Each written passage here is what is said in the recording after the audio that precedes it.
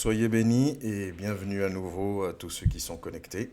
Que Dieu vous bénisse. Et je bénis le nom de l'Éternel aussi pour les frères et sœurs qui ont l'occasion de voir la vidéo une fois qu'elle sera sur le compte YouTube de l'Assemblée. Donc comme vous pouvez le voir, ce soir nous allons parler de la connaissance et l'amour. Nous allons parler de ça ensemble. Et l'Esprit de Dieu va nous conduire, va nous éclaircir, va nous donner la révélation de la parole et la manière de pouvoir donner, communiquer sa parole en ce jour. Et surtout, je prie que l'Esprit de Dieu dispose nos cœurs. Donc, comme avant toute chose, par rapport à la parole de Dieu, nous allons prier. Nous allons lui donner la première place. Nous allons nous soumettre à lui. Seigneur, je veux te bénir, je veux te donner la gloire et la première place sur ce moment. Merci pour tes enfants qui sont connectés, qui ont pris le temps de se disposer pour recevoir de ta part. Et merci, éternel Dieu de gloire, pour tous les frères et sœurs, Père, qui nous suivent sur les réseaux et qui pourront aussi avoir accès à cette vidéo. Je prie que ton esprit, parce qu'il est le seul capable de faire en sorte que ta parole produise du fruit en nous, que ton esprit, Seigneur, produise du fruit dans le cœur et dans la vie de chacun de nous. Que nous ne nous laissions pas distraire par les situations de ce monde ou par l'ennemi, mais que nous recherchions réellement à nous connecter à toi, afin de t'être agréable. Je bénis ton nom pour chacun de nous. Je bénis ton nom pour notre engagement avec toi. Je bénis ton nom, Seigneur, pour la force et le désir que nous avons de te servir, ou en tout cas de nous rapprocher de ton trône. Merci de conduire ce moment. Que la technique soit sous ton autorité. Qu'éternel Dieu de gloire, l'enseignement, que les mots, que les phrases, que les paroles, Seigneur, soient guidées par toi. Que la chair se taise et que ton esprit prenne encore et encore la première place. C'est dans le précieux et puissant nom de ton Fils Jésus-Christ de Nazareth que nous t'avons prié, que nous te soumettons ce moment. Amen. Que Dieu vous bénisse. Donc, comme j'ai l'habitude de le faire, je vais vous donner un peu le sommaire, le déroulé de l'étude de ce soir, qui est la connaissance et l'amour. Donc, on va commencer, comme quasiment tous les lundis soirs, par les définitions, pour être sûr et câblé ensemble de quoi on parle, qu'on parle bien de la même chose. Ensuite, nous allons avoir une petite introduction, ce qui est normal. Et nous allons entamer sans trop tergiverser. On va parler de la connaissance. On va parler potentiellement des dangers de la connaissance. On va parler aussi de l'amour. On va bien définir de quel type d'amour on parle. Et après, on va voir ensemble vers quoi on doit tendre, vers quoi réellement nous devons tendre, pour être sûr en fait de ne pas passer à côté de la parole de Dieu. Mais avant de rentrer dans le thème de ce jour, j'aimerais juste exhorter sur une petite chose qui est un peu liée. Vous savez, tous les lundis, on a les programmes d'études bibliques que nous filmons et que nous mettons à disposition par la grâce de Dieu, parce que c'est ce que Dieu nous demande de faire. Nous avons aussi, hormis ces programmes-là, d'autres programmes qui ne sont pas forcément mis en ligne. Je parle comme ça parce qu'il y a des personnes qui auront accès à cette vidéo. Nous avons énormément de moments de méditation et moments d'enseignement. Nous avons aussi, à titre personnel, des moments de méditation, c'est-à-dire que nous lisons, nous écoutons certainement aussi d'autres exhortations, d'autres enseignements. Et j'aimerais juste exhorter un frère et une sœur, toi qui es connecté et toi qui verras cette vidéo-là, t'exhorter en fait à te rébeller un peu. Pourquoi je parle de rébellion? À te rébeller dans le sens où tous ces enseignements-là sont bien, sont bons, mais est-ce qu'ils produisent réellement quelque chose en nous? Est-ce que nous les comprenons? Est-ce que nous nous les approprions? Ou est-ce que nous les connaissons, nous les entendons, et nous les passons dans une espèce de grand tamis avec nous-mêmes, notre intelligence, notre compréhension, notre désir de comment on veut que les choses soient faites ou fonctionnent. Et à la fin, il va sortir en fait une notion de la parole qui a été, si je dois dire, diluée par nous, par notre intelligence, par notre sagesse, par nos expériences, par notre vie. Parce que si c'est ce que nous faisons, alors nous ne sommes pas vraiment transformés par la parole de Dieu. Et l'objectif de la parole de Dieu, c'est de nous transformer parce que nous devons produire du fruit. Et c'est au travers de ce fruit-là que lui-même, notre époux, que Dieu, que Jésus nous reconnaîtra comme étant son épouse, ou en tout cas lui appartenant. Donc j'exhorte vraiment chaque frère, chaque sœur, y compris moi, à réellement avoir cette humilité, ce réel désir d'entendre, de comprendre et de chercher à mettre en pratique. Sinon, on perd un peu notre temps en fait, alors que Dieu nous attend à un niveau auquel nous devons accéder, sachant que nous ne sommes pas maîtres du temps et que nous subissons le temps en fait. Donc nous devons réellement nous connecter à lui et marcher selon sa volonté.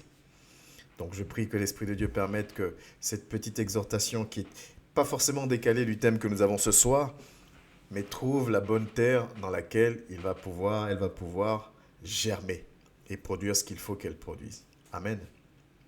Donc la connaissance et l'amour, voilà ce dont nous allons parler ce soir.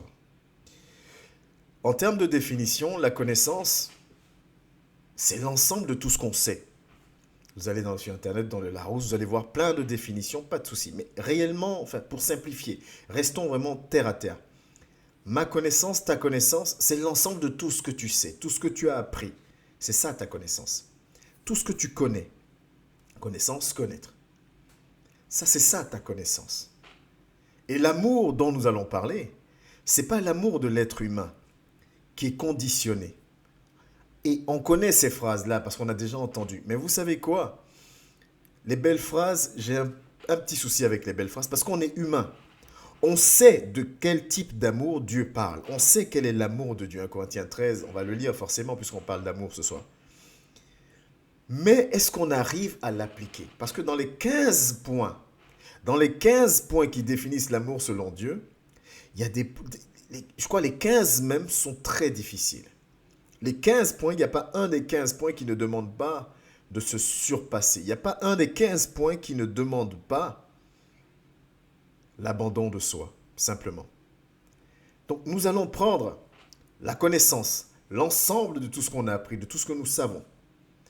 Cette connaissance-là, nous allons voir avec l'amour selon Dieu. Est-ce qu'on peut les mélanger? Est-ce qu'il faut les mélanger? Est-ce que l'un sans l'autre, c'est pas un peu dangereux? Et c'est de ça que nous allons parler ce soir. Mais clairement et le plus simplement possible, il faut comprendre que la connaissance n'est pas une mauvaise chose, c'est même une très très bonne chose. Et vous allez voir que la parole de Dieu nous incite à la connaissance. La parole de Dieu nous motive à avoir la connaissance. La parole de Dieu nous invite à connaître qui est notre Dieu. La parole de Dieu nous demande, nous oblige, nous ordonne, c'est peut-être ça le vrai mot, de connaître sa parole. Connaître Dieu, c'est connaître sa parole. On va prendre les passages. Connaître Dieu, c'est connaître sa parole. Mais la parole de Dieu aussi parle aussi d'amour. Et nous allons aussi prendre la parole de Dieu dans ce sens-là. Mais pour poser dès le départ le décor le plus clairement possible, la connaissance sans l'amour, c'est très très dangereux. Déjà dans le domaine spirituel et même hors du contexte spirituel. Si j'ai de la connaissance sans l'amour, c'est dangereux. Et on va voir pourquoi ensemble. Si j'ai l'amour sans la connaissance, ça peut être dangereux aussi. On va aussi en parler avec la grâce de Dieu. Nous devons, nous, chrétiens, disciples, et même si on transpose ça hors côté spirituel, parce que tous les matins, tu sais quoi? Tu te lèves, tu vas au travail, tu vas à tes occupations, tu t'occupes de ta maison, tu fais des choses. Tu n'es pas tout le temps dans la parole de Dieu, tu n'es pas tout le temps en programme. Tu travailles, tu fais aussi d'autres choses. Et donc, ce qu'on apprend, ce que Dieu nous apprend, la volonté de Dieu, nous sert aussi, ou doit nous servir aussi dans notre vie de tous les jours. Et dans ma vie de tous les jours, je dois aussi faire le même travail, c'est-à-dire allier la connaissance et l'amour. Je dois allier les deux. C'est important, mon frère, c'est important, ma soeur. Je dois allier les deux. Parce que si j'allie la connaissance et l'amour, vous savez à quoi ça me mène? Ça me mène à la sagesse. Connaissance plus amour me mène à la sagesse. Connaissance sans amour, danger. Amour sans connaissance, danger. Connaissance plus amour, sagesse. Et ce soir, ou ce matin, ou peu importe le temps où la personne, ou le frère et la sœur verra cette vidéo-là, mais ce soir, pour toi qui es connecté, la chose à retenir, c'est que je dois avoir de la connaissance, je dois aussi avoir de l'amour, et je dois fusionner les deux. Très, très, très, très, très important. Pour ne pas dire primordial. Parce qu'en fusionnant les deux une fois de plus, la répétition est pédagogique, j'accède ou je tends vers la sagesse. Et la sagesse, c'est là où Dieu nous attend, toi et moi. Parce que quand on réagit, quand on agit dans la sagesse, on n'agit pas comme tout le monde. Et j'ai bien dit connaissance de Dieu et amour selon Dieu, donc sagesse selon Dieu, pas la sagesse de l'homme. Parce que la Bible nous dit que la sagesse de l'homme est folie aux yeux de Dieu. C'est biblique, c'est la parole de Dieu. La sagesse de l'homme est folie aux yeux de Dieu. C'est-à-dire que où moi, je pense bien agir, où moi, je pense faire les choses correctement. Et quand je dis correctement, souvent on aime tout le temps partir dans le négatif, mais quand je pense prendre des décisions dans le bon sens pour me protéger, pour protéger ma famille, pour protéger je ne sais pas quoi, cette décision que je prends, si elle n'est pas portée par la parole de Dieu, Dieu la voit comme une décision sage, humaine, donc folie. La sagesse de l'homme est folie aux yeux de Dieu. C'est important. Donc pour être sage, conformément à la parole, conformément à Dieu, selon la volonté de Dieu, nous devons prendre la connaissance de sa parole, l'amour selon lui, et fusionner les deux, alors nous sommes sages selon notre Père qui règne dans les cieux. Entends ces paroles, entends ces choses. Et au-delà de les entendre, laisse-les travailler en toi. Amen. Vous voyez, on va prendre des passages. Pour attester que la connaissance, Dieu nous invite à la connaissance. L'un des passages qu'on connaît le plus, c'est Josué 1 au verset 8. La parole de Dieu nous dit ceci, que ce livre de la loi ne s'éloigne point de ta bouche. Médite-le jour et nuit pour agir fidèlement selon tout ce qui est écrit. Car c'est alors que tu auras du succès dans tes entreprises, c'est alors que tu réussiras. Amen. Qui parle? Dieu parle et Dieu s'adresse à Josué. Moïse est mort. Celui qui va conduire le peuple d'Israël maintenant, c'est Josué. Donc les instructions ne sont plus données à Moïse, les instructions sont données maintenant à Josué qui va conduire le même peuple que Moïse a conduit. Et ce peuple, on sait comment il était, récalcitrant, comme nous aujourd'hui en gros. Et donc Dieu va donner un conseil ou même un ordre à Josué. Mais ce conseil-là va être suivi d'une promesse. Ce à quoi Dieu va appeler Josué, si Josué respecte cette ordonnance de Dieu, Josué, il y a une promesse qui est liée au respect de cette ordonnance-là. Amen. Voilà, la Bible, Dieu dit à Josué que ce livre de la loi ne s'éloigne point de ta bouche.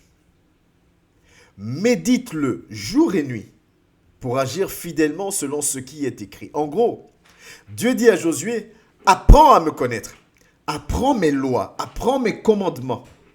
Il faut que tu connaisses mes commandements. Le mot connaître est sorti, la connaissance. Il faut que tu aies de la connaissance, il faut que tu me connaisses.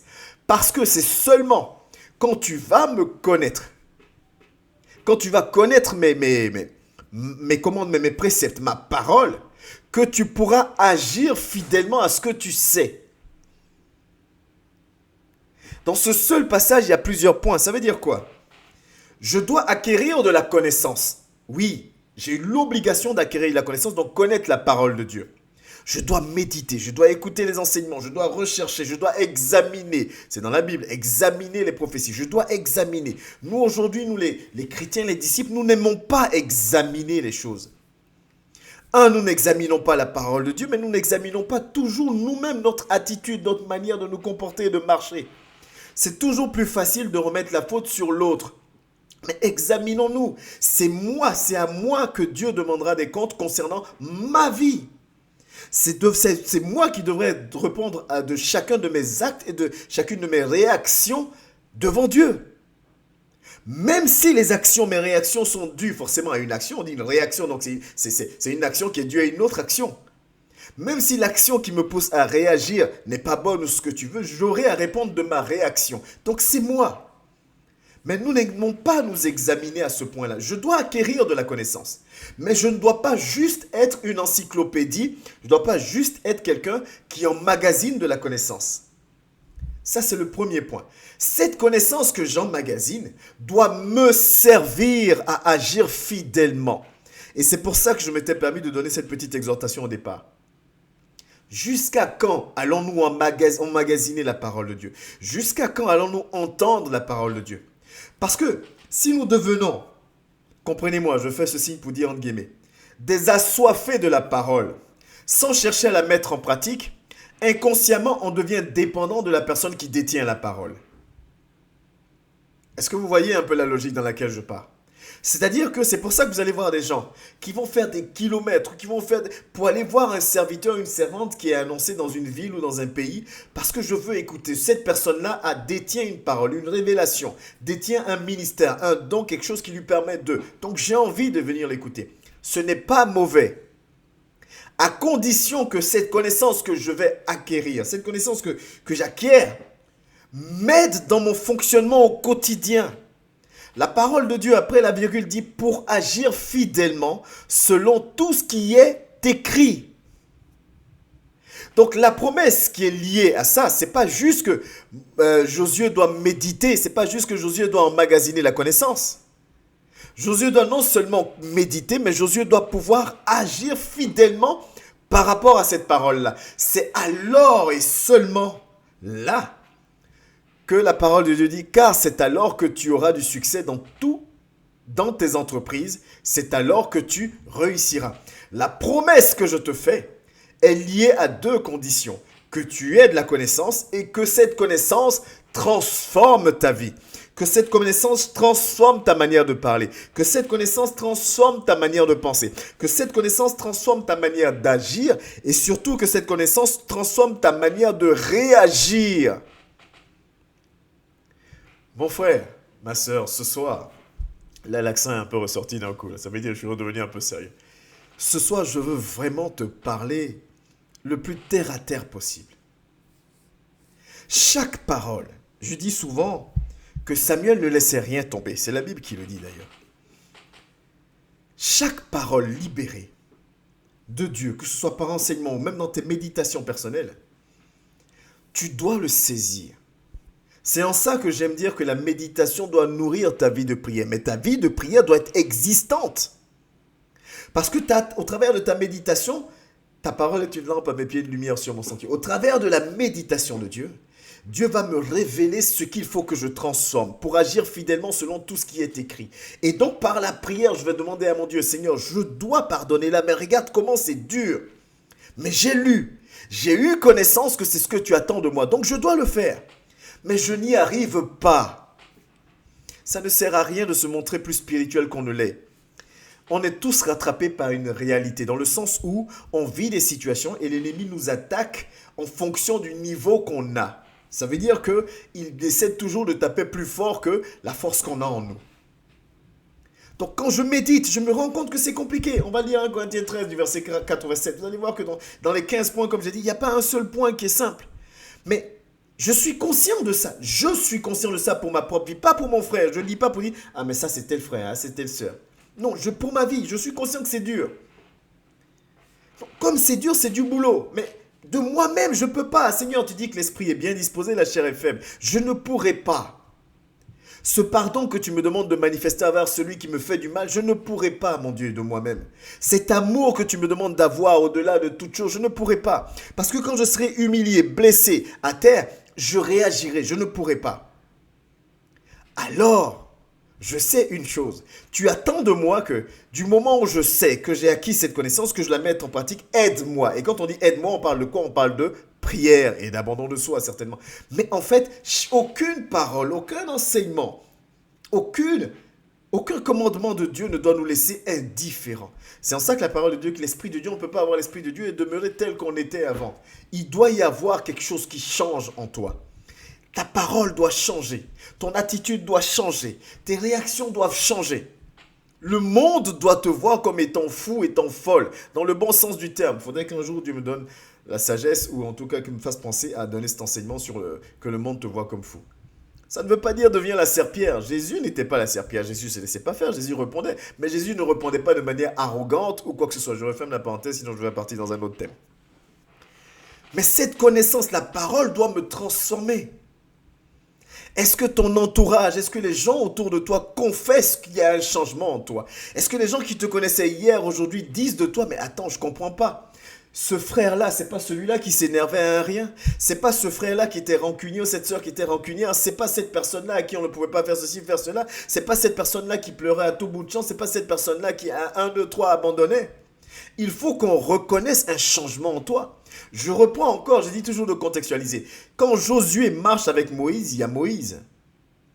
Il y a Moïse. Il y a une couverture, il y a Moïse. Là, il n'y a plus Moïse. C'est toi maintenant. C'est-à-dire que c'est toi c'est Josué qui sera l'objet des critiques. C'est Josué qui sera l'objet des attaques. C'est Josué qui sera l'objet des défiances du peuple. C'est Josué qui sera l'objet de tout. Avant, c'était Moïse. Pas forcément Josué. C'est un peu la position pour imaginer la chose dans une entreprise. Quand tu es adjoint, c'est pas la même chose que quand tu es responsable ou directeur. Quand tu es adjoint, ça va. C'est le poste entre deux. Voilà, ça va. Tu n'es responsable de rien en soi dans le sens où s'il y a une mauvaise nouvelle ou quoi que ce soit, déjà c'est pas toi qui va l'annoncer, mais en général on va dire le patron n'est pas gentil. Le patron. Mais le jour où tu deviens patron, c'est toi maintenant qu'on indexe. Et ça, c'est réel, c'est encore d'actualité aujourd'hui pour les serviteurs. C'est en ça que Jacques dit, ne soyez pas nombreux à vouloir enseigner. Pas qu'enseigner n'est pas bon. Jésus même a dit, la moisson est grande, il y a peu d'ouvriers. Donc on a besoin d'ouvriers. Mais enseigner, c'est la partie visible de l'iceberg. Ce qu'on est en train de faire là, prendre la parole, je me suis préparé. Et vous le faites tous les mardis, vous le faites tous les jeudis. Vous préparez le passage et vous enseignez, vous exhortez. Donc enseigner, quelqu'un qui s'y met sérieusement peut enseigner. Par contre, quelqu'un qui va pouvoir agir fidèlement selon tout ce qui est écrit, ça c'est un autre débat. Une personne qui va pouvoir agir selon la connaissance qu'elle a acquise de Dieu, ou au travers de ses enseignements, de ses méditations, ça c'est un autre débat. Oh oui, la parole de Dieu nous invite à méditer. La parole de Dieu nous incite à méditer. Amen. La parole de Dieu nous demande de méditer. Voyez, par exemple, si on prend ce passage-là, Jean 14 au verset 21. Celui qui a mes commandements et qui les garde, c'est celui qui m'aime. Et celui qui m'aime sera aimé de mon Père. Je l'aimerai et je me ferai connaître à lui. Le passage, tout est écrit, tout est dit. C'est Jésus qui parle. Ça, c'est un appel encore à la connaissance. C'est un appel à ce que je connaisse, à ce que tu connais. C'est un appel à la connaissance. Mais regardez, vous savez, je dis souvent, moi je suis disciple de Dieu. Moi je suis chrétien. Moi je suis docteur de la parole. Mais lui, est-ce qu'il me voit comme étant son disciple? Est-ce que lui me voit comme étant son docteur, son serviteur? Voilà la vraie question. Imaginez-vous, et je crois que ça existe, même il y a même peut-être un nom scientifique, des gens qui s'imaginent être en couple avec des célébrités ou quoi que ce soit, et qui, dans leur esprit, ils sont en couple. La personne ne les connaît ni d'Ève ni d'Adam. Mais ils sont amoureux ou ils sont amoureuses, et pour eux, ils sont en couple avec. Et scientifiquement, on a dit, non, c'est une maladie. Donc imaginez le nombre et je prie que nous ne soyons pas dans ce lot-là. Et encore, ça c'est pour être gentil, mais imaginez le nombre parmi nous qui nous imaginons être des disciples, des serviteurs, des servants de Dieu et que lui ne nous connaît même pas en tant que tel. C'est tellement dommage, pour pas dire pathétique. Amen. Lui, il dit une chose. Il dit, c'est pas parce que Clément proclame qu'il est docteur. C'est pas parce que je proclame que je suis disciple. C'est pas parce que je proclame que je suis à la messe ou que je suis dans une assemblée quelconque. C'est pas parce que je le proclame, que je proclame que j'aime Jésus, que je proclame que j'adore mon Dieu, que je sers mon Dieu. Ce n'est pas parce que je le proclame que c'est forcément vrai. Lui donne ses règles. Lui-même dit, celui qui a mes commandements et qui les garde, c'est celui-là qui m'aime. En d'autres termes, ce n'est pas Clément qui proclame tous les matins « Je suis docteur, appelez-moi docteur, si vous ne m'appelez pas docteur, machin, machin, machin ». Il s'en fout. C'est pas Clément qui chante sur tous les toits. Moi, je suis spirituel. Moi, je prie de 21h jusqu'à 5h du mat. 5h toutes les nuits. Tu dors quand? Bon, enfin, bref, c'est pour vous faire sourire un peu. C'est pas ça. Il dit, moi, Jésus, quand je te regarde, mon fils, quand je te regarde, ma fille, La preuve d'amour que tu peux me donner, amen, c'est pas ce que tu dis. La preuve d'amour que tu peux me donner, c'est en te voyant chercher à me connaître, à connaître ma parole, à connaître mes commandements. Pas que les connaître, les garder. C'est pareil que ce qu'on a lu dans Josué. Les garder, ça veut dire, je les garde pour qu'ils agissent en moi, pour pouvoir agir conformément aux commandements que j'ai reçus. On est obligé d'être transformé. On est obligé de changer. On est obligé d'être façonné par son esprit. Combien de fois nous prions en disant, cet esprit transforme mon cœur, transforme mes pensées, transforme celui. Mais quand les mêmes situations se présentent à nous, nous agissons pareillement. Alors que nous savons, parce que nous avons déjà entendu ça, que Jérémie même a dit, Dieu éprouve le juste. Oui, Dieu permet des situations pour savoir, est-ce que tu pourras maintenant agir conformément à ce qu'il t'a appris, ce que tu as appris, ce que tu as acquis comme connaissance. Dieu permet des situations. Dieu permet des situations et il regarde comment nous allons réagir, comment nous allons nous comporter. Est-ce que nous allons rester dans une sagesse humaine ou est-ce que nous allons vraiment nous abandonner et dire, bon, je sais ce que Dieu me demande de faire, alors aide-moi Seigneur parce que je veux agir conformément à ta parole. Prière. Celui qui a mes commandements et qui les garde, c'est celui-là qui m'aime. Rien d'autre. Il n'y a pas besoin de faire bac plus 10. Celui qui a mes commandements et qui les garde, c'est celui-là qui m'aime. Mais c'est personnel, mon frère et ma soeur. On est connecté. Tu verras peut-être cette vidéo, mais c'est personnel. Combien de personnes entendront à nouveau, parce qu'il n'y a rien de nouveau sous le ciel, là, cette parole-là, et combien de personnes diront, bon, il faut que. Et je bénis le nom de l'Éternel pour le frère et la sœur qui fait cet effort. Vraiment, continue, ne baisse pas les bras. Ne baisse pas.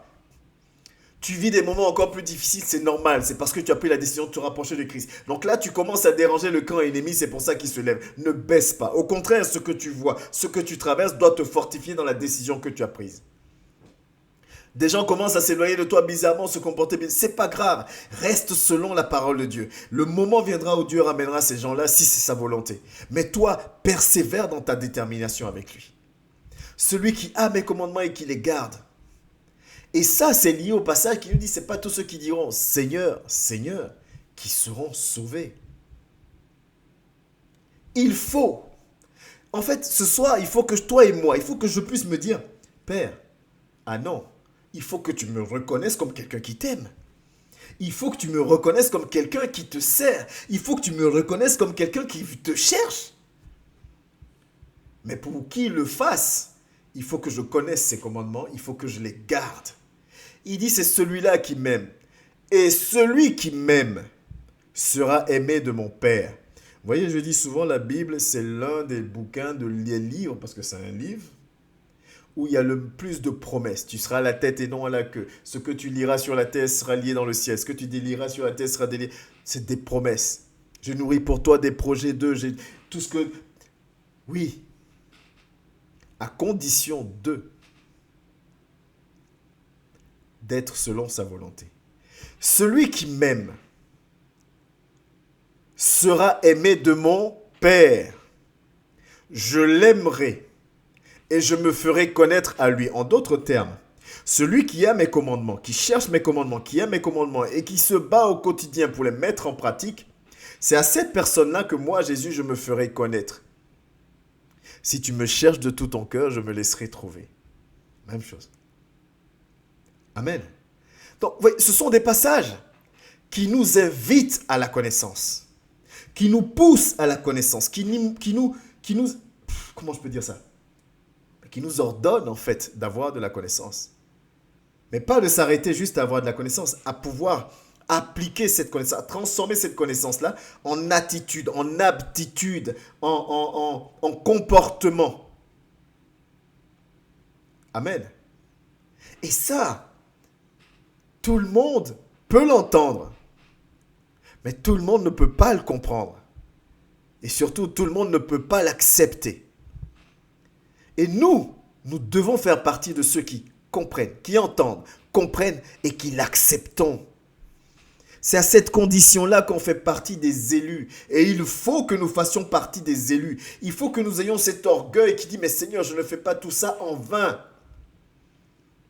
Je ne me connecte pas en vain. Je ne prends pas 1h10, 1h, je ne sais pas combien en moyenne que durent les programmes, en vain pour dire Amen et après recommencer exactement mon même train-train de vie, ma même manière de me comporter. Non.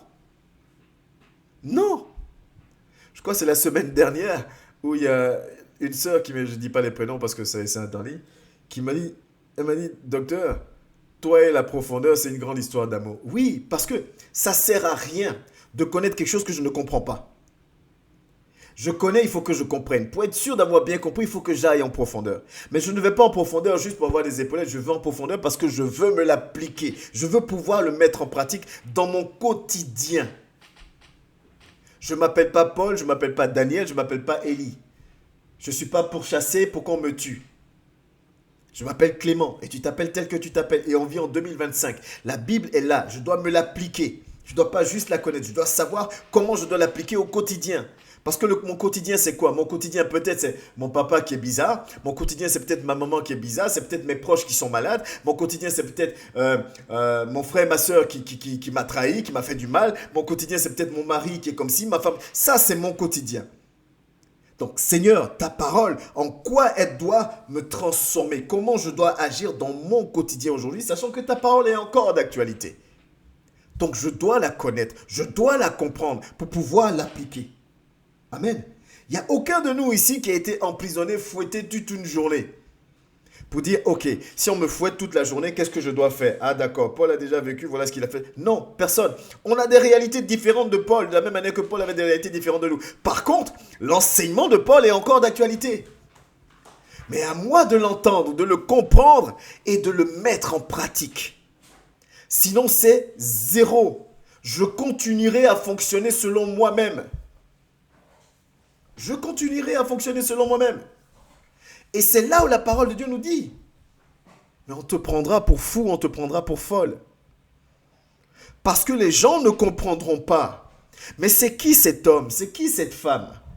Mais c'est qui ce fils, cette fille qui agit comme ça? Mais ne voit-il pas, ne voit-elle pas que on se moque de lui, on se moque d'elle? Ne voit-il pas qu'on l'humilie, qu'on lui fait du mal ou qu'on... Ne voit-il pas cela? Pourquoi persiste-t-il, persiste-t-elle à vouloir nous sauver, à vouloir nous parler de Dieu, à vouloir faire en sorte que nous changions nous aussi?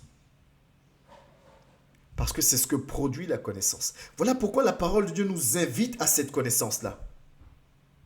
Mais, un grand mais, toute cette connaissance, sans l'amour,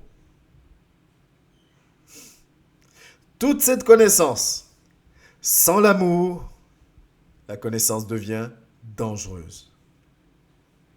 Amen. Ce n'est pas contradictoire.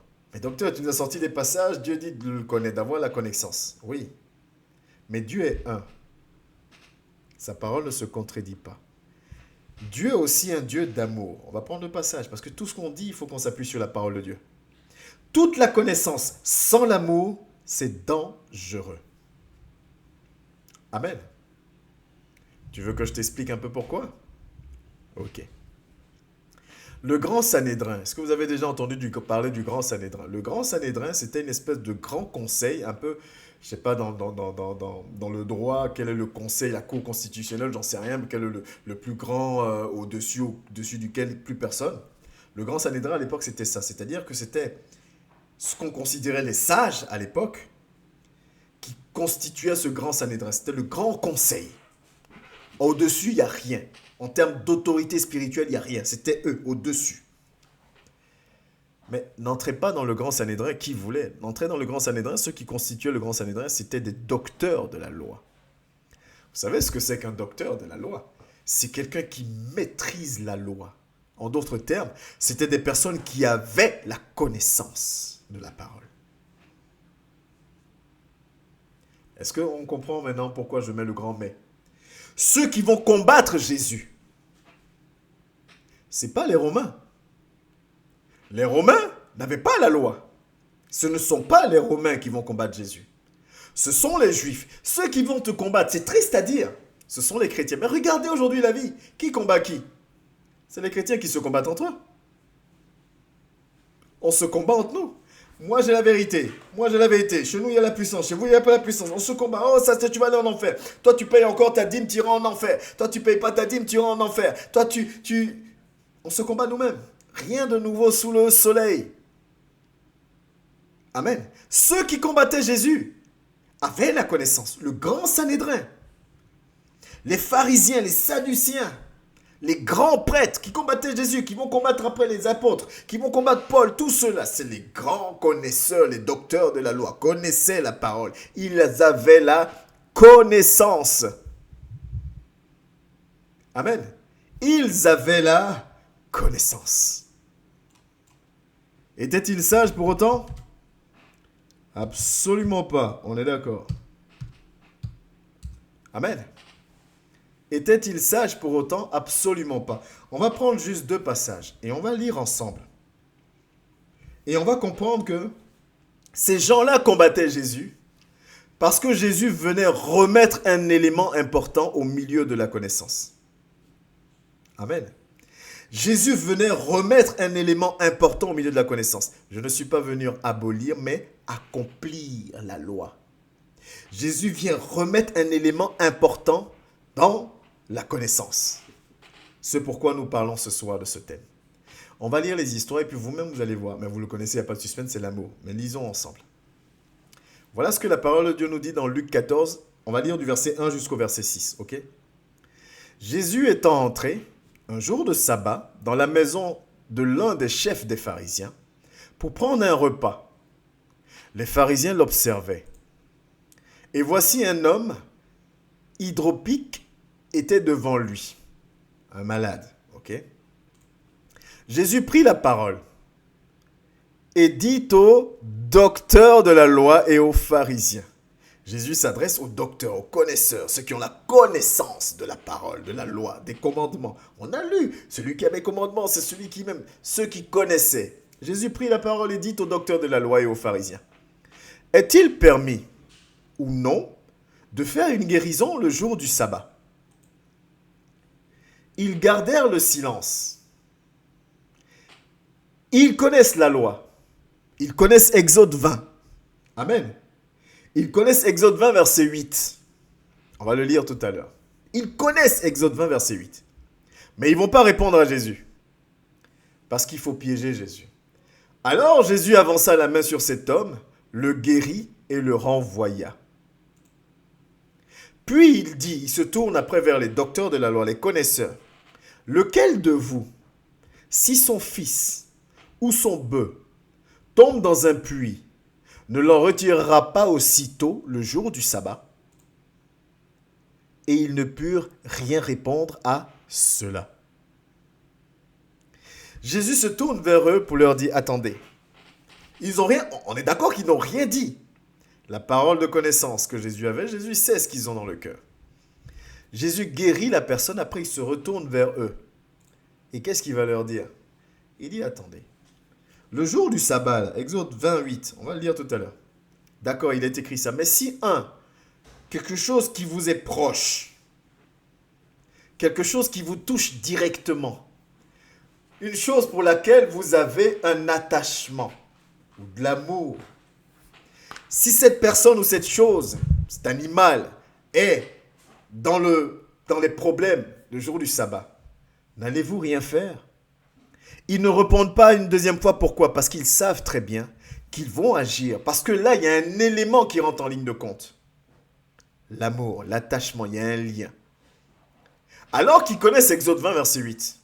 Mais pourquoi là, quand ça les concerne eux, maintenant, l'attitude sera différente alors que c'est écrit noir sur blanc dans Exode 8, ce qu'il faut faire, ce qu'il ne faut pas faire.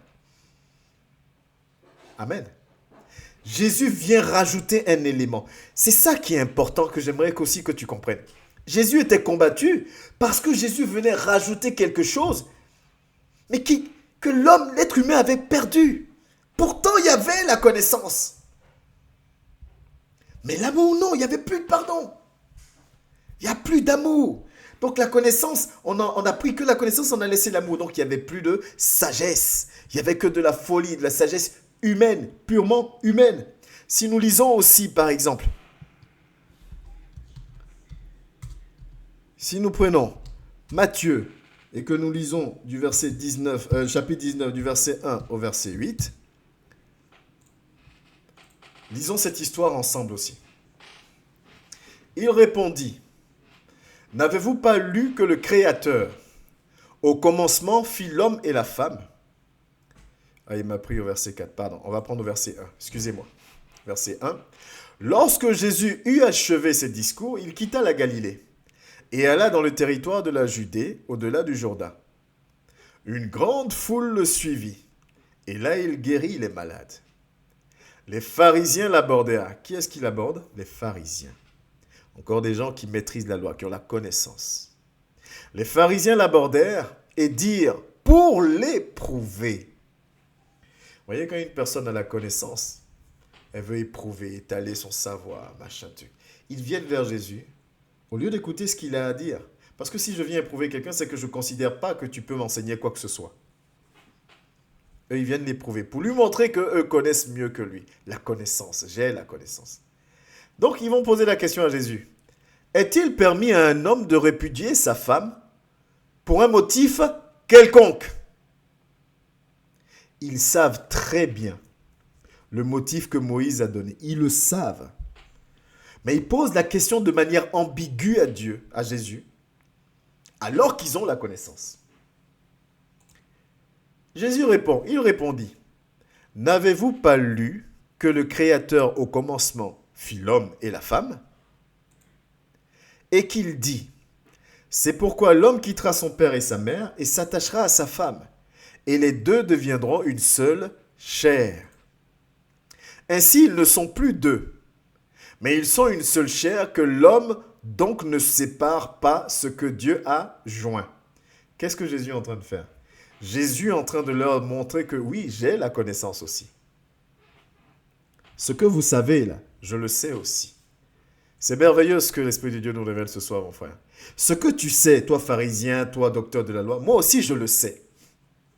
Amen. Moi aussi, je le sais. Et Jésus va les laisser parler. Et donc ils vont dire, pourquoi donc, lui dirent-ils, Moïse a-t-il prescrit de donner à la femme une lettre de divorce et de la répudier? On est arrivé maintenant au même niveau de connaissance. Vous êtes venu, vous m'avez posé une question un peu ambiguë pour me piéger. Je vous ai montré que j'ai la connaissance, que vous, ce que vous savez que vous ne voulez pas dire, moi aussi je l'ai cette connaissance-là. Et ils vont essayer de passer un cran au-dessus. Ah mais si tu dis qu'on doit être un, machin, truc, c'est pas Jésus qui le dit, c'est écrit dans la parole, même s'il est la parole. C'est écrit, ce que vous savez, c'est ce que je vous dis. Et donc, ils vont poser la question à dit, pourquoi donc, lui dirent-ils, Moïse a-t-il prescrit de donner à la femme une lettre de divorce et de la répudier? Voilà la réponse de Jésus. En fait, voilà la différence entre celui qui a juste la connaissance et celui qui a la connaissance et l'amour. Jésus leur répond au verset 8. C'est à cause de la dureté de votre cœur que Moïse vous a permis de répudier vos femmes. Amen. Je recommence. C'est à cause de la dureté de votre cœur, que Moïse vous a permis de répudier vos femmes. Au commencement, il n'en était pas ainsi. Ça, c'est pas écrit dans la loi. Ça, ils ne pouvaient pas le savoir. Parce qu'ils n'avaient plus d'amour en eux. Jésus va leur montrer maintenant que vous avez la connaissance, moi aussi je l'ai.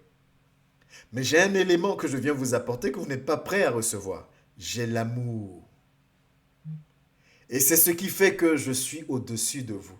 Il a reçu le nom au-dessus de tout nom. J'ai l'amour. Je n'ai pas juste la connaissance comme vous. J'ai la connaissance plus l'amour, ce qui me permet d'agir avec sagesse. Il dit plein de choses dans ce verset 8. Il dit, Moïse vous a permis ça à cause de la dureté de vos cœurs. Autrement dit, il n'y a plus d'amour en vous. C'est loi, loi, loi, loi, loi. Il n'y a plus d'amour. L'amour est où? Et il va appuyer dessus en disant, au commencement, mais au commencement, c'est quoi? C'est à l'origine, dans l'entendement de mon Père. Comment mon Père voyait la chose. Comment mon Père, quand il donne cette loi-là, qu'est-ce que mon Père a à cœur? C'était pas ça. Il n'en était pas ainsi. À l'origine, quand mon Père vous donne cette ordonnance que vous connaissez, mon Père donne cette ordonnance en espérant que vous ayez de l'amour et que cet amour vous permette de pardonner. Même la raison pour laquelle Moïse vous a autorisé à répudier votre épouse. Que vous soyez capable de pardonner tout à cause de cet amour. Pardonnez tout, c'est bizarre. C'est pas dans 1 Corinthiens 13, versets 4 à 7. Si. La parole de Dieu ne se contredit jamais. J'ai un élément en plus de la connaissance que tu n'as pas. J'ai l'amour. Amen. C'est en ça que Paul parle et puis Paul dit, moi, honnêtement, si je dois être orgueilleux, je peux parce que j'ai bossé. Mais j'ai choisi, oh Jésus, tu es bon, j'ai choisi de me rabaisser. J'ai choisi de me comporter comme étant faible avec ceux qui sont faibles. J'ai choisi d'agir comme ça. Pourquoi? Parce que je veux gagner le plus grand nombre. J'ai choisi. J'ai la connaissance, mais je ne m'arrête pas qu'à la connaissance. Je sais que la mission de Dieu, c'est une mission de sauvetage. Et je ne peux pas sauver mon prochain si je n'ai pas d'amour pour lui. Parce que même si je viens avec la meilleure des intentions, lui n'est pas obligé de me dire, oui, amen, viens, entre, viens dîner, viens manger.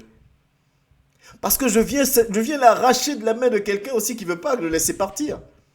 Et c'est pour ça la parole de Dieu, vous n'avez pas à lutter contre la chair et le sang, mais contre toute principauté derrière. Mais nous, on s'arrête à la chair et le sang, on voit la personne, oh, cette personne est mauvaise, cette personne est méchante, cette personne est comme ci, cette personne est comme ça. Mais alors, il n'y a plus d'esprit qui anime alors.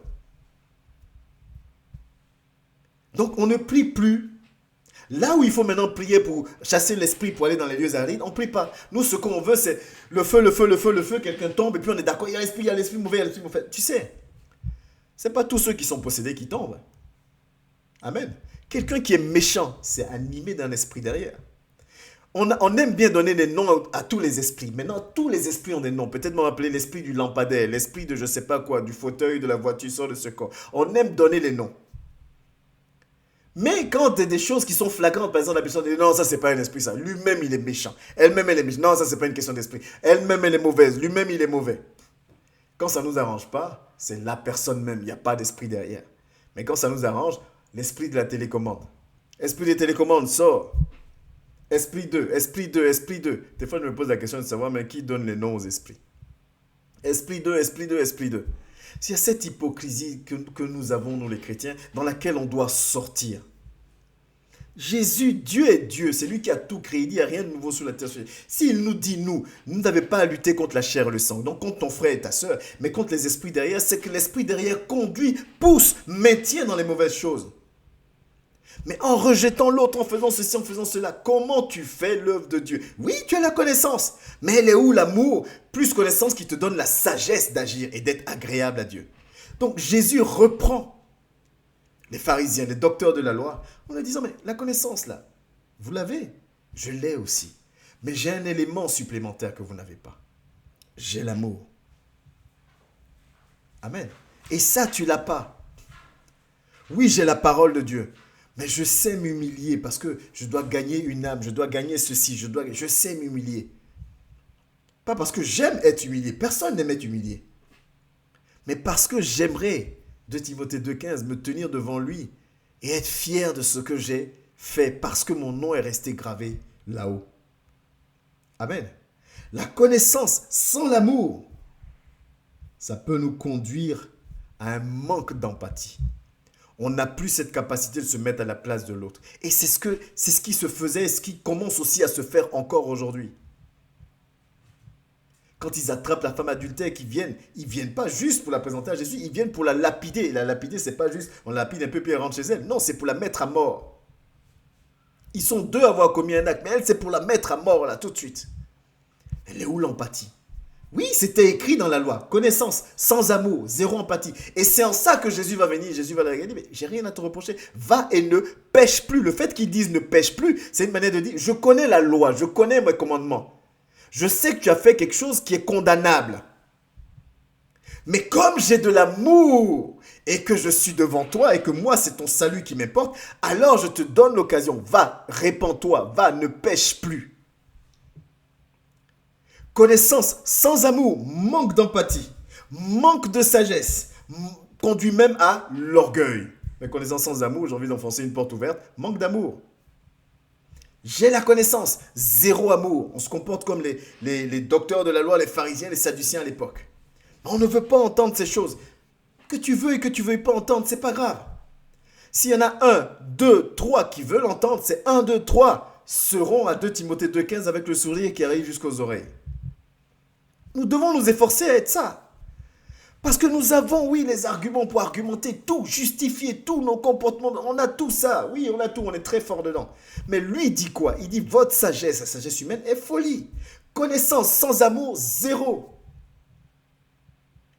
Nous devons allier les deux pour aller vers la sagesse. On va prendre des exemples de passages, ok? On va prendre des exemples de passages.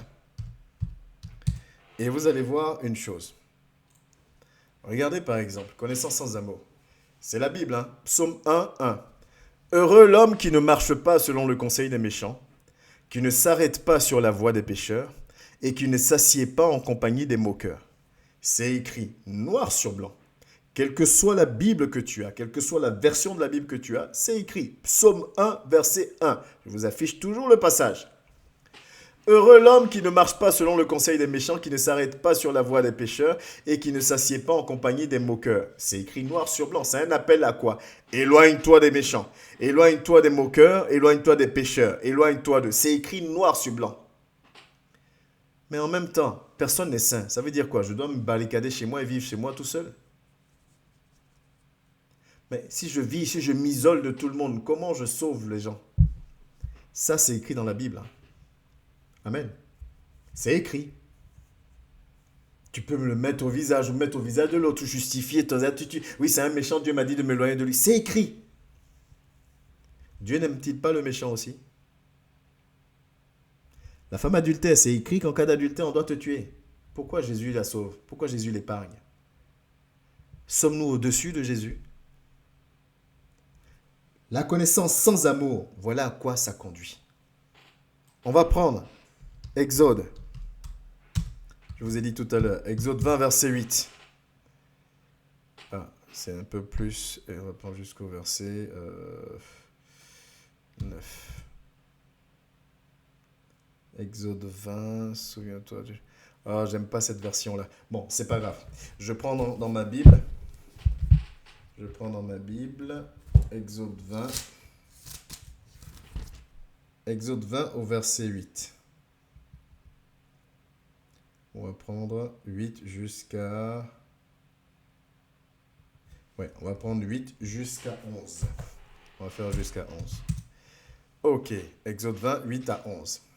Souviens-toi du jour du repos pour le sanctifier. Rappelez-vous, tout à l'heure, j'ai parlé du sabbat, ok? Donc, qui viennent piéger Jésus par rapport au sabbat. Voilà le passage, voilà le commandement. Et ça, c'est pas juste un passage, c'est dans les 10 commandements. Donc, voilà les commandements qu'ils connaissent tous. Souviens-toi du jour du repos pour le sanctifier. Noir sur blanc. Tu travailleras 6 jours et tu feras tout ton ouvrage. Mais le 7e jour est le jour du repos de l'Éternel ton Dieu. Tu ne feras aucun ouvrage, ni toi, ni ton fils, ni ta fille, ni ton serviteur, ni ta servante, ni ton bétail, ni l'étranger qui est dans tes portes. Car en 6 jours l'Éternel a fait les cieux, la terre et la mer, et tout ce qui y est contenu, et il s'est reposé le 7e jour. C'est pourquoi l'Éternel a béni le jour du repos et l'a sanctifié. Amen. Le passage est tellement détaillé. Tu feras pas ça, tu feras pas ceci, tu feras pas ça, tu feras rien. Il dit même ton esclave ne doit rien faire ce jour-là. Qu'il soit juif ou pas juif, peu importe. Du moment où il est chez toi, il ne doit rien faire. C'est écrit noir sur blanc. Alors pourquoi Jésus fait? Connaissance sans amour, zéro. Pourquoi Jésus fait? Pourquoi Jésus guérit? Pourquoi Jésus, ses disciples même, cueillaient du blé pour manger le jour du sabbat et on l'avait encore repris par rapport à ça? Pourquoi? Pourquoi Jésus fait? Connaissance sans amour, zéro. Je connais. Et la connaissance sans amour rend rigide. On est rigide, on est bloqué dans un truc. Non, c'est pas ça, c'est écrit ça. Pourquoi tu fais comme ça? Tu vas aller en enfer. Tu vas faire... La connaissance sans amour, c'est zéro. C'est pas à ça que Dieu nous appelle. Dieu ne nous appelle absolument pas à ça. Amen. Il ne nous appelle pas à ça. Un autre passage encore. J'essaie de passer vite parce que j'ai pas fait attention, le temps passe quand même. Voilà ce qui nous est dit dans la parole de Dieu, dans Acte 20, verset 29. Vous allez peut-être me dire que c'est l'Ancien Testament, mais je prends aussi quelques passages dans le Nouveau Testament. Je sais qu'il s'introduira parmi vous, après mon départ, des loups cruels qui n'épargneront pas le troupeau. Ok. C'est-à-dire que quand Paul partira dans l'assemblée, il va y avoir des loups qui vont venir dévorer le troupeau. Waouh. Ça veut dire qu'il faut se méfier de tout le monde dans l'église alors. Il faut se méfier de chacun de nous. C'est écrit noir sur blanc là. N'est-ce pas? Il faut se méfier de tout le monde. Si je me méfie de tout le monde, comment je crée une communion fraternelle? Pas selon les hommes, mais selon Dieu. Amen. C'est écrit. Celui qui me balance ce passage-là au visage aura raison, c'est écrit. Pas de problème. Mais je me méfie de tout le monde. Comment je construis alors une unité, une communion fraternelle sincère? Pas selon l'homme. Hein. Et je ne parle pas de cordialité, une fois de plus. Bonjour, machin truc, avec le cœur fermé. Non, je ne parle pas de cordialité. Je parle de sincérité devant Dieu qui voit au cœur. C'est écrit, oui. Oui, il y aura des loups. Oui, il y aura ceci. Oui, il y aura cela. Mais ça veut dire quoi? Je dois me comporter comment alors dans l'église? Connaissance sans amour, danger. Prenez la vie de Paul. On ne va même pas dire Paul, on va dire Saul, avant qu'il devienne Paul. Si vous connaissez un peu son histoire, Paul a été élevé par quand même, comment on appelle ça, dans la parole. Paul maîtrisait la loi. Paul était zélé pour faire mourir les chrétiens, donc ceux qui croyaient en Jésus, parce que pour lui, ceux qu'il enseignait étaient contraires à la loi. C'était ça qui animait Paul. Paul avait de la connaissance. Paul avait de la connaissance. C'est aussi pour ça que Paul s'est levé très rapidement une fois qu'il a rencontré Jésus. Quand la Bible dit quelques jours après sa guérison, il a commencé à enseigner. Parce qu'il avait déjà la connaissance, mais il lui manquait quoi? L'amour de Dieu. Et c'est juste cet amour-là que Jésus est venu mettre. Connaissance, juste connaissance. On voit ce que ça a donné. Paul traquait les chrétiens. Paul, c'est pas de Dieu, c'est pas biblique, c'est pas selon, c'est pas Paul traquait. C'est pas ce qu'on vit aujourd'hui. Paul traquait. Jésus vient, Jésus saupoudre un peu d'amour. Là. Tac. Il dit, Paul, Saul, pourquoi tu me persécutes? Voilà, un peu d'amour. Quelques jours après, Paul retrouve la vue. Il commence à enseigner. La même connaissance qu'il avait, mais avec amour maintenant. Paul accepte même qu'on le frappe. Paul accepte même qu'on l'humilie. Paul accepte ces choses qu'il n'accepterait jamais avant. Connaissance sans amour, c'est dangereux. Mais même cet enseignement qu'on est en train de recevoir ce soir, c'est un enseignement de discernement aussi. La connaissance sans amour, c'est dangereux. Et discernement par rapport à moi-même, ma vie. Parce que nous, les chrétiens, on nous connaît. Quand un enseignement est donné, on pense à quelqu'un, moi-même. Parce que 2 Timothée 2,15, je serai moi-même devant lui. On ne sera pas en duo, on ne sera pas en groupe, on ne sera pas en assemblée. Je serai moi-même devant lui. Connaissance sans amour, zéro. Connaissance plus amour, sagesse. Et c'est à ça que Dieu nous appelle. Et je ne vais pas me répéter sur tout ce que j'ai dit puisque je dois aller un peu vite aujourd'hui. Donc prenez simplement la vie de Paul. Saul avait la connaissance de la parole. Et il combattait l'Église sur la base de la loi. Quand il reçoit Jésus en lui, reçoit l'amour de Christ en lui, transformation totale. Transformation totale. C'est plus la même personne. Quand est-ce qu'on va dire de nous aussi transformation totale? Quand est-ce qu'on va dire de moi transformation totale? Quand est-ce qu'on va dire waouh, mais maintenant il pleure plus, il se fâche plus, il boude plus, il fait plus machin truc? Quand est-ce qu'on va m'appeler? Mon nom sera associé à transformation totale, dans le bon sens selon la parole de Dieu. À quel moment? Quand je serai couché sur mon lit de mort, si j'ai la chance d'être couché sur mon lit de mort, parce que tout le monde ne meurt pas sur un lit de mort, sur un lit. Nous devons laisser la parole de Dieu agir. Laissons-le. Et si tu as pris, je répète encore cet appel-là parce que c'est important. Toi qui as pris cette décision-là, maintiens-la. Maintiens-la. Contre vents et marées, maintiens ta décision. C'est la bonne. C'est normal que l'ennemi se lève et qu'il tremble. C'est normal. Maintiens la décision. C'est de ta vie spirituelle, de ton salut, qu'il ne s'agit pas du salut de l'autre ou du salut de l'autre. C'est de ta vie. Maintiens ta décision. J'aime souvent dire, On ne peut pas former quelqu'un qui ne veut pas être formé. Mais l'esprit ne peut pas transformer quelqu'un qui ne veut pas être transformé non plus. Et c'est à ce niveau-là que va s'arrêter la responsabilité du serviteur, du berger ou du serviteur de la servante. Le berger peut enseigner, prier, mais il ne peut pas prendre les décisions à la place de qui que ce soit. L'Esprit de Dieu ne peut pas transformer la vie de quelqu'un qui ne veut pas. Si je veux rester dans mes compréhensions, dans mes analyses, machin truc, il me laissera dans mes compréhensions, dans mes analyses. Il me laissera. Par contre, si je lui montre que je ne veux pas et que je veux laisser, même si ça fait mal, il prendra le relais. On ne peut pas former quelqu'un qui ne veut pas être formé. On ne peut pas transformer quelqu'un qui ne veut pas être transformé. On ne peut pas obliger quelqu'un à prendre de la connaissance s'il ne le veut pas. Une fois de plus, Jésus finissait toujours ses sermons quasiment toujours en disant que celui qui a des oreilles pour entendre, entende une manière de dire celui qui a envie. Celui qui veut, qu'il entende, entende. Mais maintenant, on parle de quel amour? J'arrête pas de dire connaissance sans amour, connaissance sans amour, connaissance sans amour, mais de quel amour parle-t-on? Pas de l'amour humain. Oh non. Pas de l'amour humain. Absolument pas de l'amour humain. Avant de lire 1 Corinthiens 13, on va lire 1 Jean. On va lire 1 Jean. On va lire chapitre 4 et au verset 16. Voilà ce que nous dit la parole de Dieu. On a pris des passages qui clairement, et ce n'est pas tous les passages, il y en a plus, mais ce n'est pas grave, c'est que les passages sont pertinents, vous en avez quand même, vous avez une base en tout cas, qui nous montre que Dieu nous pousse à la connaissance. Et il faut la connaissance. Mais voilà encore un autre aspect de Dieu. On a dit tout à l'heure, qu'il est un. Et nous avons connu l'amour de Dieu, l'amour que Dieu a pour nous. Et nous y avons cru, Dieu est amour. Et celui qui demeure dans l'amour demeure en Dieu et Dieu demeure en lui. Dieu est amour. Et celui qui demeure dans l'amour demeure en Dieu et Dieu demeure en lui. Ni plus, ni moins. Je crie tous les matins, Dieu, Dieu, Dieu, Dieu, Dieu, Dieu, Dieu. Amen. Pas de problème. Suis-je amour comme mon Dieu veut que je le sois? Amen. Suis-je amour? Regardez là. J'avais prévu les versets 1 et 3 pour la conclusion, mais c'est pas grave. L'Esprit de Dieu fait comme il veut. 1 Corinthiens 13, verset 1. Et on va descendre pour parler un peu de l'amour aussi. Quand je parlerai la langue des hommes et des anges, donc la langue, parler en langue, si je n'ai pas la charité, je n'aime pas cette version, charité c'est l'amour. Si je n'ai pas la charité, je vais remplacer charité par amour. Si je n'ai pas l'amour, je suis un airain qui résonne, un tonneau vide, une cymbale qui retentit.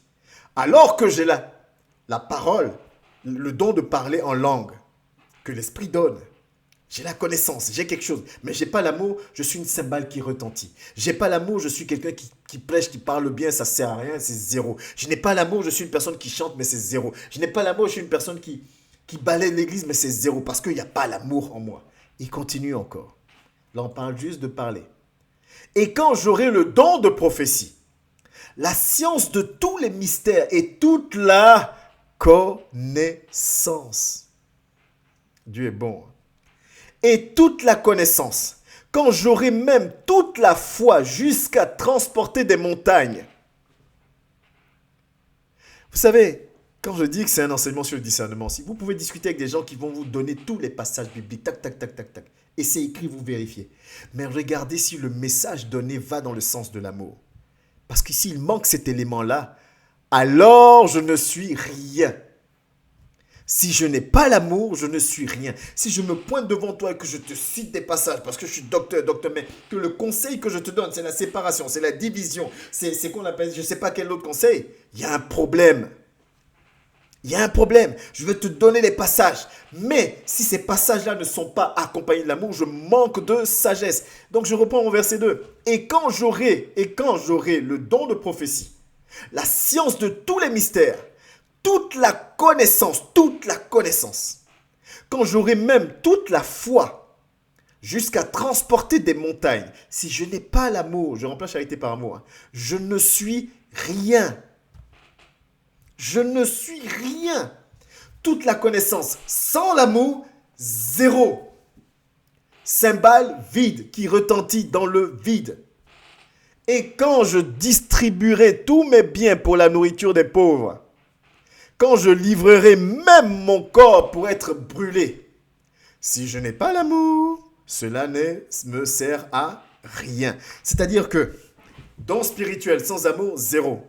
Toute la connaissance sans amour, zéro. Même si je suis gentil, je partage, j'héberge, je fais ceci, je fais à manger, je fais ceci. Mais sans amour, zéro. C'est pour ça que je répète toujours aux frères et sœurs qui sont en présentiel ici sur Lyon avec nous. Vous ne servez pas un homme. Ne servez pas un homme ou deux parce qu'on est un couple. Ne servez pas un homme. Même dans une assemblée, tu es établi dans une assemblée, tu es là dans l'assemblée pour servir Dieu, mais pour toi-même. Ne joue pas avec ta vie spirituelle en disant non, tel est comme ci, non, ça c'est gentil, ça c'est... Non, c'est de ta vie spirituelle que tu parles. Paul disait quoi? Et le frère avait enseigné dessus dernièrement. Je traite durement mon corps, je le discipline de peur que moi-même, après avoir prêché aux autres, après avoir exhorté les autres, après avoir partagé mes biens, après avoir chanté pour les autres, après avoir fait toutes ces choses, que moi-même je passe à côté de mon salut. Cela ne me sert à rien si je n'ai pas l'amour. Ok. J'ai compris, Seigneur. De quel amour tu parles alors? Voilà l'amour dont il parle. Notez bien les 15 points. Il y en a 15. Comptez-les avec moi si vous voulez. L'amour est patient. Je remplace charité par amour, je vous l'ai déjà dit. L'amour est patient. L'amour est plein de bonté. L'amour n'est point envieux. L'amour ne se vante point. Il ne s'enfle point d'orgueil. Il ne fait rien de malhonnête. Il ne cherche point son intérêt. Il ne s'irrite point. Il ne soupçonne point le mal.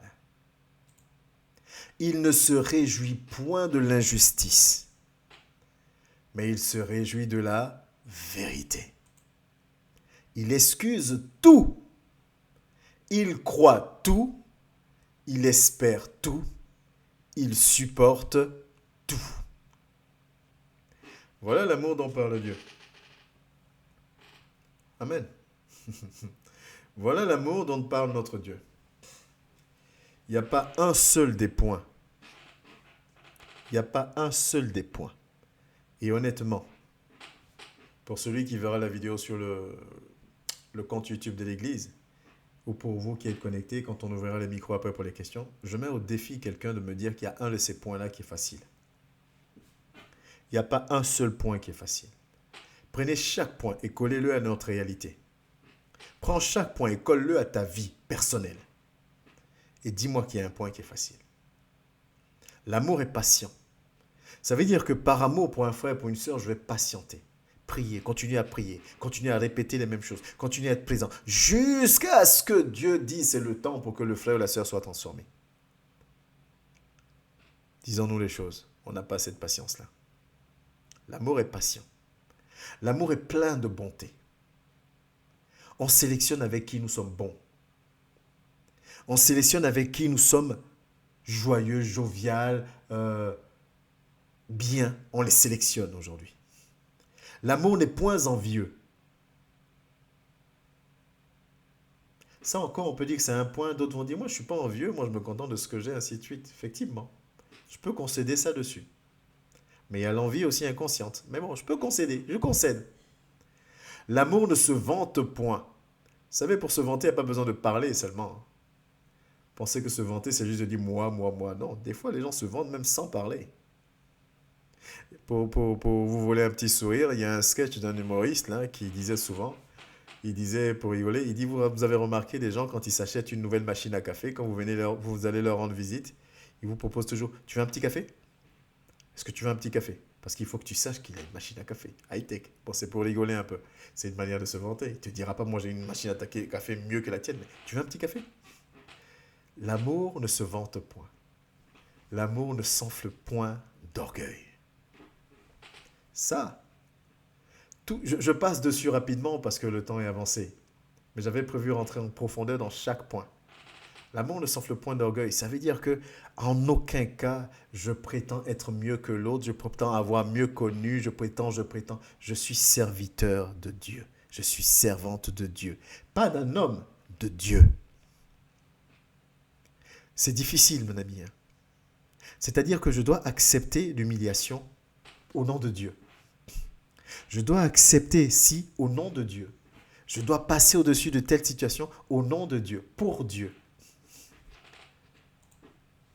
Il ne fait rien de malhonnête. Dans la transparence, dans la vérité. Clair. Pas dans le dos de qui que ce soit. Je suis franc, je suis vrai. On a fait l'enseignement si je suis vrai. Je suis vrai, c'est pas parler mal aux gens en face. Moi, je suis vrai, je suis cash. Non, c'est pas ça. Tu parles mal aux gens en face, tu dis que tu es cash. Non. Tu es juste méchant, méchante. Être vrai, c'est qu'on sait qui tu es. Il y a des gens, vous pouvez les fréquenter, vous ne savez jamais qui ils sont. Vous ne savez jamais ce qu'ils pensent réellement. Moi, je dis toujours, je préfère quelqu'un qui me montre réellement qu'il ne m'apprécie pas que quelqu'un qui me sourit du matin jusqu'au soir sans que je sache que dans son cœur, il a quelque chose contre moi. Mais bon, si on est vraiment chrétien, on va faire comme la parole de Dieu nous dit. C'est-à-dire que si j'ai un problème avec mon frère, je vais le voir. Bref, ce n'est pas l'enseignement de ce soir. L'amour ne cherche point son intérêt. Pas facile. Il ne s'irrite point. Il ne soupçonne point le mal. Pour moi, je dis bien pour moi, voilà l'un des points les plus difficiles. Il ne soupçonne point le mal. C'est-à-dire que il ne pense pas à mal. Il ne se dit pas que l'autre nourrit des pensées mauvaises. Même s'il le voit, ça c'est très, très, très, très, très dur. Sans abandon de soi, on ne peut pas. Sans les 9 parfums du fruit de l'esprit, on ne peut pas. Par contre, on n'a pas d'autre choix. Je ne sais pas comment te dire. C'est pas parce qu'on ne peut pas seul. C'est parce qu'on ne peut pas seul qu'il sait qu'on ne peut pas seul qu'il nous a accordé son esprit. Il ne nous a pas accordé son esprit pour faire joli. Il nous a accordé son esprit parce qu'on n'a pas d'autre choix que de pouvoir. Voilà ce que, des fois, peut-être j'ouvre une parenthèse où on joue un peu avec la parole. Non, ça c'est trop dur. Non, ça c'est bien. Non, ça c'est trop dur. Non, ça je peux pas. Ça c'est bien. Ça c'est bien. Ça c'est bien. La Bible dit on aura à rendre des comptes sur chacune de nos paroles. C'est pas comment on appelle ça. Un marché où je prends, d'accord, ne cherche pas son intérêt, ça je prends. Ne fais rien de malhonnête, non, ça je prends. Ne s'irrite pas, ça va être difficile, mais je prends quand même. Ne soupçonne pas le mal. Ouf, non, ça je laisse passer. C'est pas ça. Amen. C'est pas ça. Rappelez-vous du premier passage qu'on a pris dans Josué 1, verset 8. Que ce livre de la loi ne s'éloigne point de ta bouche. Médite-le jour et nuit afin d'agir conformément à ce qui est écrit. Conformément. Je ne suis pas français, je suis juste ivoirien. Mais conformément, je sais que ça veut dire que tu n'as pas d'autre choix que de te conformer à ça. Donc ce n'est pas un marché où on pioche un, on laisse l'autre. Ne soupçonne point le mal, c'est écrit noir sur blanc. Il ne se réjouit point de l'injustice. Mais l'amour se réjouit de la vérité. C'est-à-dire que, vous voyez, c'était pas le thème, mais bizarrement, la parole de Dieu veut qu'on aille dedans. Se réjouir de la vérité. J'ai entendu ça, je vais chercher la vérité. Je vais voir mon frère, je vais voir la vérité, parce que je suis dans l'amour. Je ne vais pas pour faire des histoires, je vais parce que je recherche l'amour, la paix. La Bible dit quoi? Autant que faire se peut, autant que cela dépende de toi, sois source de paix. C'est pas moi qui le dis, c'est la parole de Dieu qui le dit. Et quand c'est écrit, ça veut dire que nous devons nous y conformer. C'est pas je pioche là, bon ça c'est un peu dur, donc je le mets un peu à ma sauce, je l'assaisonne un peu pour que ça passe. Non, c'est tel quel, il est sa parole. L'obéissance vaut mieux que le sacrifice. Me lever tous les jours, méditer, prier, machin, c'est des sacrifices, c'est pas de problème. Mais l'obéissance à sa parole, à ce que je lis, à ce que j'entends, vaut mieux que les sacrifices. C'est là qu'on voit les vrais adorateurs. Jean 4, 23. Le passage qui soutient la vision de l'Église n'est pas un passage pris en vain. L'heure vient, elle est déjà là où les vrais adorateurs sont ceux qui l'adorent en esprit et en vérité, qui connaissent sa parole, qui font tout pour se l'appliquer, qui marchent selon sa parole, qui ont soif, qui ont faim de lui. Mais se réjouit dans la vérité. Elle excuse tout. Jésus. Excuse tout. Elle excuse tout. Paul l'a fait. Je vous soumets ce fameux exemple où je dis on l'a fouetté pendant toute une journée et puis il a sauvé la vie de celui qui lui a fait du mal. Il n'a pas fait que sauver la vie, il a baptisé sa famille aussi. Elle excuse tout. Waouh! Ah non, mais moi, on m'a fait du mal 2 fois, 3 fois, 4 fois. En plus, les mêmes personnes, non, c'est bon là. Je suis pas un paillasson. Non, non, non, c'est bon. À un moment donné, il faut arrêter. Non, non, non, à un moment donné, il faut arrêter. C'est trop facile.